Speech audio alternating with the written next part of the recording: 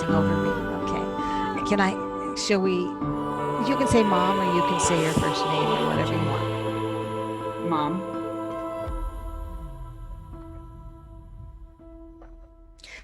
And then just so I can get a feel for her energy a little more, her real name. Elsie.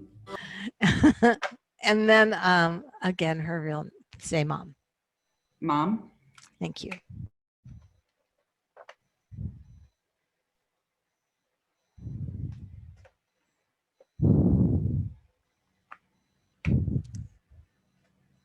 She says, thank you for being a logical daughter.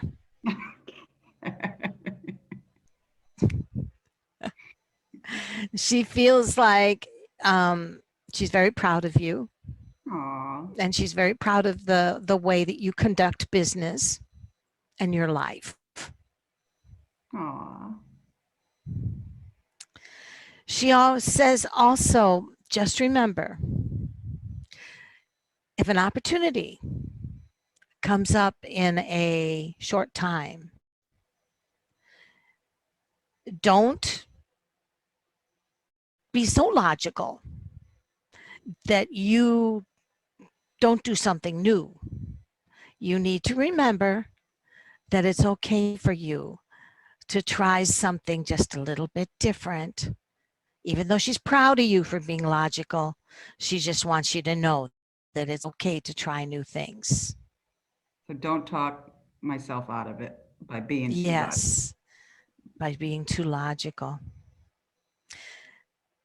She says, one of the things that I have always known about you since you were a little girl is that you're respectful,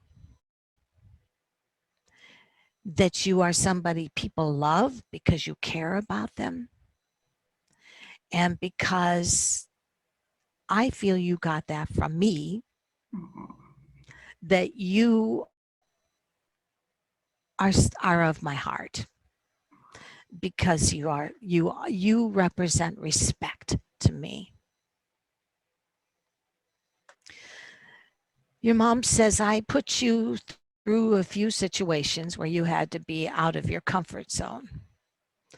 And you did that yourself too, but you had to be flexible and you had to know when to stay and when to go. And I'm okay with that. I still am proud of you. But she says,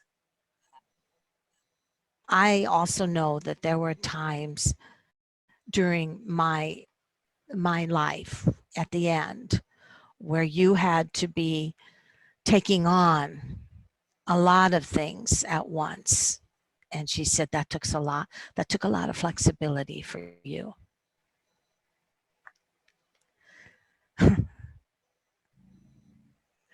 She says, I don't get it why women think they have to be so bossy. She says, thank you for not being, I'm proud of you for being adaptable and logical, but she says, thank you for not letting it go to your head. She says, I like your humbleness. I'm proud of you for the fact that you can be a child of God. You can be somebody that's humble and loves people. And yet you went out of your way for me. We're during a very hard time for you.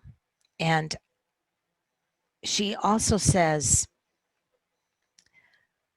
sometimes I think that maybe I was so much like you, except that I didn't have the confidence that you do. She says there was a part of me that felt a little bit afraid, insecure. And she says, I'm proud of the fact that you're respectful. I'm proud of the fact that I carried myself with respect. I'm proud of the fact that you're flexible and you go out of your way for people. And I'm proud of the fact that you don't let it go to your head. But she says also, The one thing that you probably have that I don't is a little more confidence.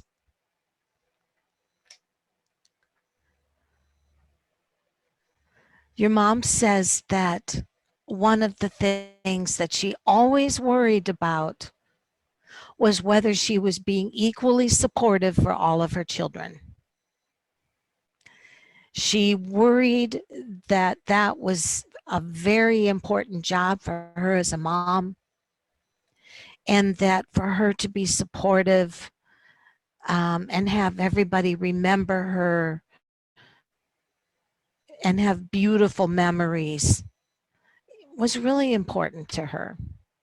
But she feels like she didn't do it. She feels like in some way she may have fallen short and maybe been a little guilty of favoritism. But she wants you to know that if in any way she did not show you equal amount of attention, that her heart was in the right place. She says, I wish I could sit down and have coffee with you. I wish I could talk with you. I wish that I could just have a good long talk with you.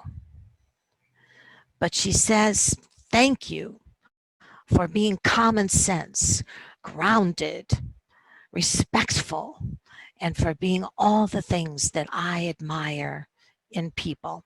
And she says, you are it, daughter, and you are someone that I am very, very proud of.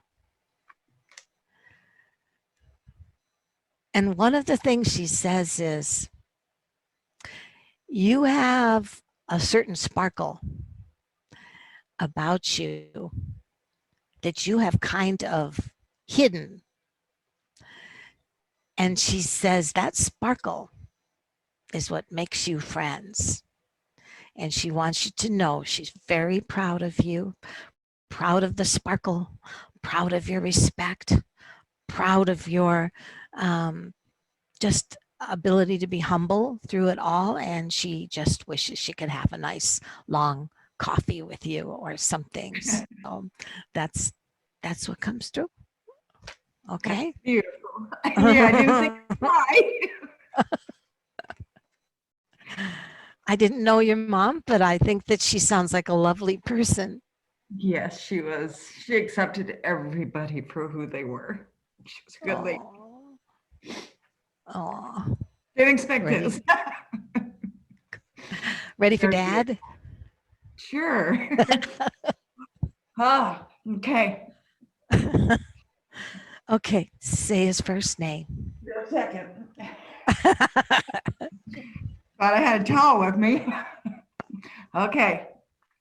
Not a washcloth, a towel, huh? Yep.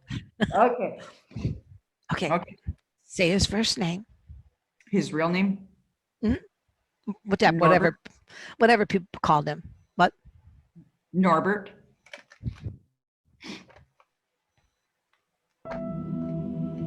You can say dad.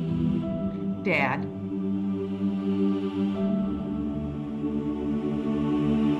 And again. Dad.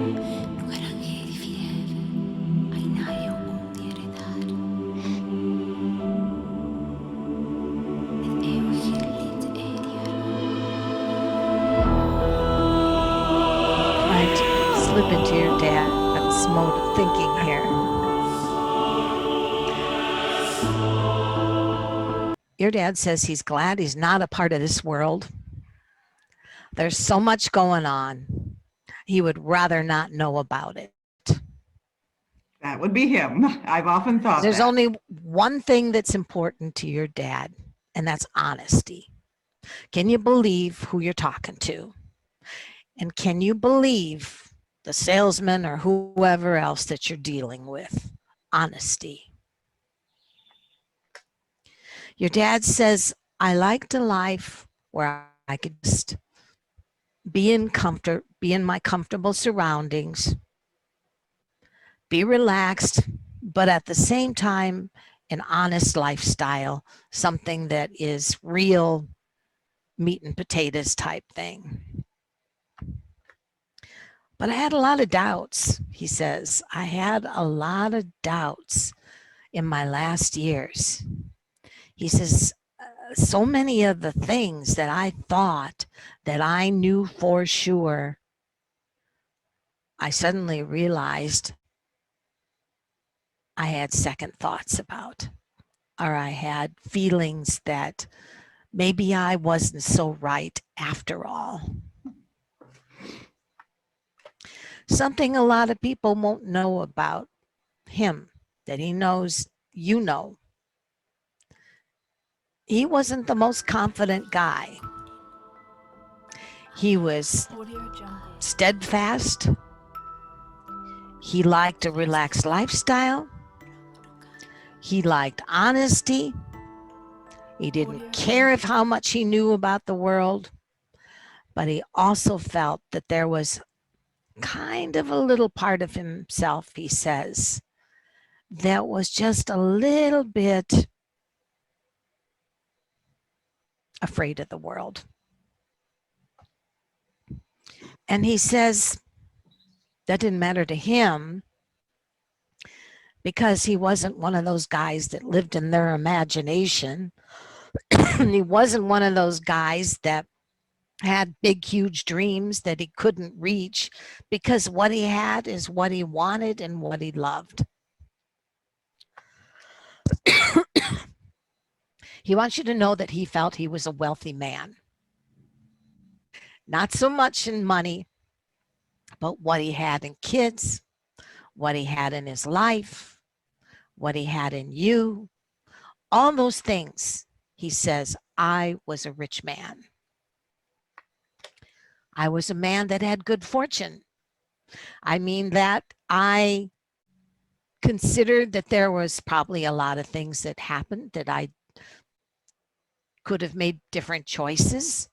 But he says, for the most part, I considered myself lucky to have what I had, to be wealthy in knowing that I did not want more.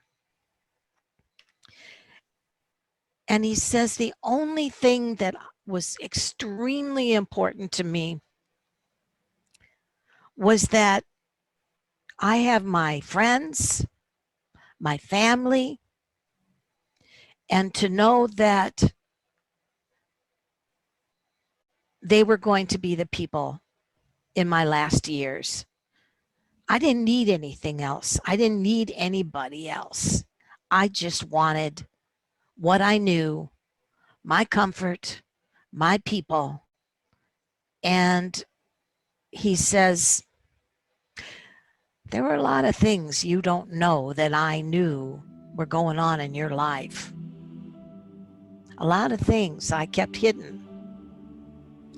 And a lot of things that I felt about all of you kids. Don't think I didn't know that sometimes you guys talked about me. He says, I know it. But he says also, it's okay.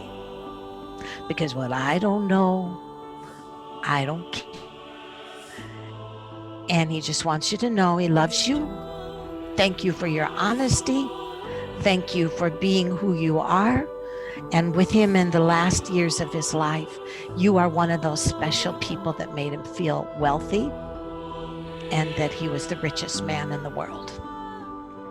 And that's what your dad says. Thank you. That was sweet too.